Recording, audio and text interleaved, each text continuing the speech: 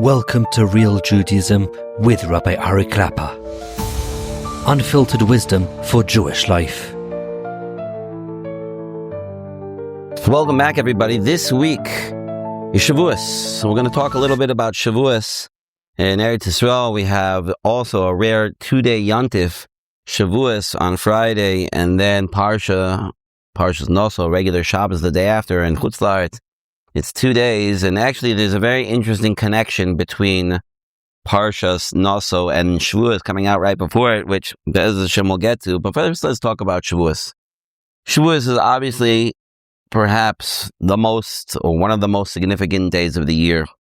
The Rambam writes in the very beginning of the Mishnah Torah that the Yisod, the foundations of all of our emunah, of everything that the Yiddishkeit is, comes from Kabbalah Torah. From the moment that we stood up by Har Sinai and we received the Torah from HaKadosh Baruch Hu, we saw HaKadosh Baruch Hu.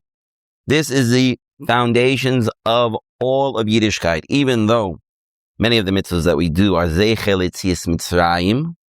We remember HaKadosh Baruch Hu did for us all the many nisim, both in Mitzrayim and when we left, ala Yam Suf, when Klal Yisrael went through the sea.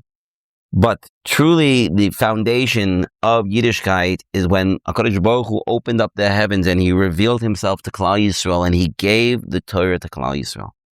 This event was probably is the greatest event of all time. The most important thing to ever happen in the history of the world is the giving of the Torah to Klal Yisrael. The Torah was given to us as an instruction manual how to live in this world and how to gain the next world. We live everything based on the Torah. I once heard a beautiful story about somebody who, I don't remember if I think they became a ger even. What inspired them? What inspired them to become a ger? So every person has something different. Maybe they learned some hashkafa sefer. Maybe they saw somebody act in a proper way. I heard a story about a person who was inspired by a certain sefer. What was that sefer? It was a sefer called Kitzur Shulchan Aruch. Kitzur Shulchan Aruch is a halacha sefer. It's a shortened version of the Shulchan Aruch, where we learn the halachos, daily halachos, and that the person has to keep, and also other halachos that aren't necessarily daily, but this sefer. Now, it's a halacha sefer. The sefer goes through how a person's supposed to live. What was so inspiring about this sefer? So the answer was that when the person saw that every single thing that happens in a person's life, every single thing that a person does, from the early morning to the late at night, getting up in the morning, getting dressed, what he does in the morning, how he spends his day, how he acts, special days, regular days, everything, every detail of life is mentioned, is codified. This is not a religion that you practice here and there. This is life. Every single aspect of our life is there.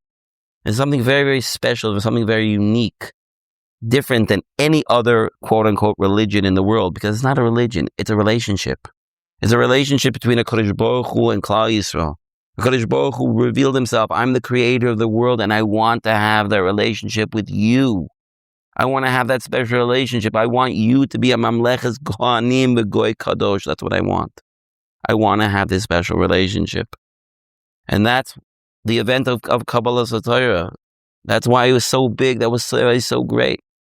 And here, I would like to bring in the connection to the next parsha, whether you're in Chutz La'aretz and it's a week later, Maseches Taanis, or whether you're here in Eretz Yisrael and it's the next day.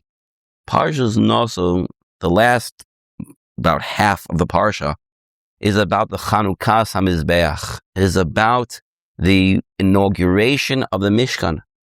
Well, we've mentioned the Mishkan many, many times over the course of the last number of months. It's come up at the very end of Sefer Shemois, the last number of parshias, Truma, Tetzava, Kisisa, Yaakov, Akude, about all the different kalim in the Mishkan, building the Mishkan, putting it up, and then again in Parshas Tzav, the Miluim, the 7 days leading up to the inauguration, and then Parshas Shmini, the actual inauguration of the Mishkan. And here in Sefer Bamidbar, again in Parshas Naso, we talk about the inauguration of the Mishkan, and it's really very appropriate for the inauguration of the Mishkan to be right after the Kabbalas Torah.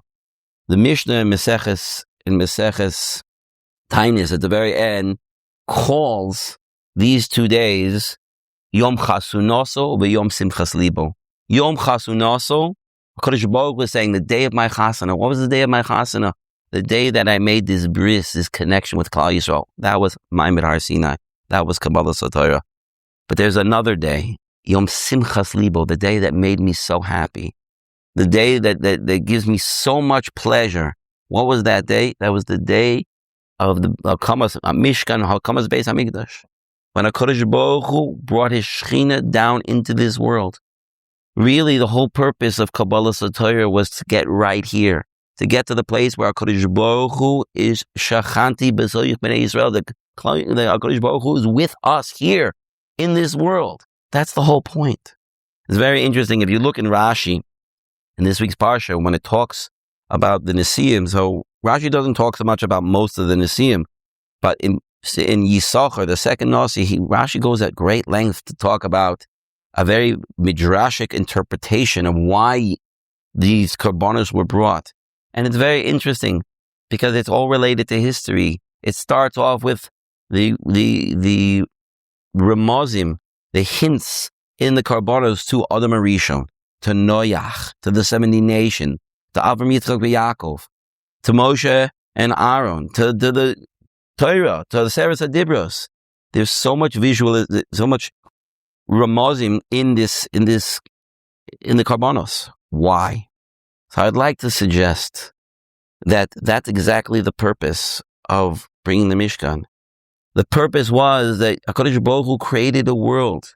He created a world from Adam Rishon, and from the very creation, the very beginning of the world, HaKadosh Baruch Hu said, I want to be in this world.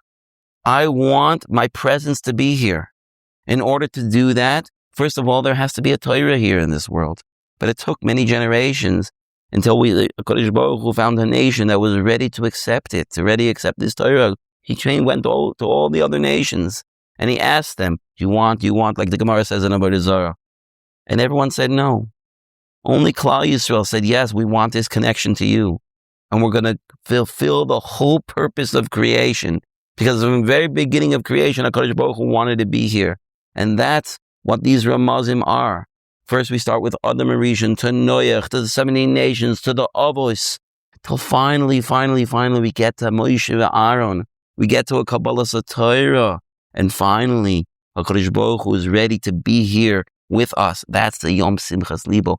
That's the happiest day. Because that's the day, the Tachlis, that's what we've been waiting for. And the truth of the matter is that Be'ez Hashem, when Mashiach comes, that's what we're going to have again. Because that's the whole purpose of creation, to bring HaKadosh Baruch Hu here into this world. L'maisa, there's one more remez I'd like to mention, and that is that there are two places in the Torah where it refers to a kala in a hinting type of way.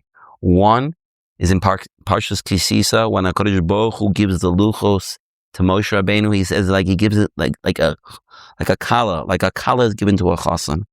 And here in our parsha, when it says that Moshe finished building the Mishkan and they're ready for the Chanukah Mizbeach, the big celebration, it says that also the lashon of kala, of kalos. And here also, it was like a kala coming into the chuppah. It was like this finalization of this bond between Klal Yisrael and HaKadosh Baruch Hu.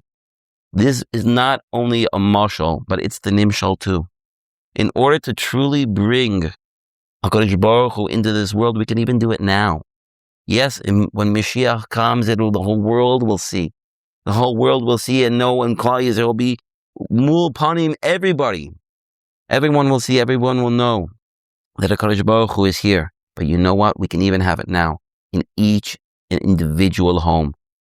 This remez of a kala and a chassan is not just the mashal, it's the nimshal. You want to bring the Shekhinah into this world, you can do it now already in your own home. every chassan and kala, every husband and wife. Chazal teach us that if they're zoiche, they build a home for the Shekhinah, Shekhinah shu'ei b'neihem. The Shekhinah will come down into their home. There'll be happiness in their home. There'll be love in their home. They'll see bracha in their home. But you have to want to bring a Kadosh Baruch Hu here into your home. And just like there had to be a Torah in order first, and then the Torah was here, and then a Kadosh Baruch Hu came down into this world to be with the Torah in this world, so too when we bring Torah into our homes, when we bring Avodas Hashem into our homes, that's also when the Shekhinah will come into our homes. And when Ish and Isha Zoiche with Shalom Bayis and Torah in their home, the Shekhinah will also be Zoiche in their home. Be'ezer Sem, this Shavuos, we should all have an amazing Kabbalah Torah. We should accept the Torah with love, and we should also take it to the next step, bring it into our homes, and thereby bring the Shekhinah into our homes. We should all be Zoiche. Everybody should have a good Yontif and a good Shabbos. Kol Tov.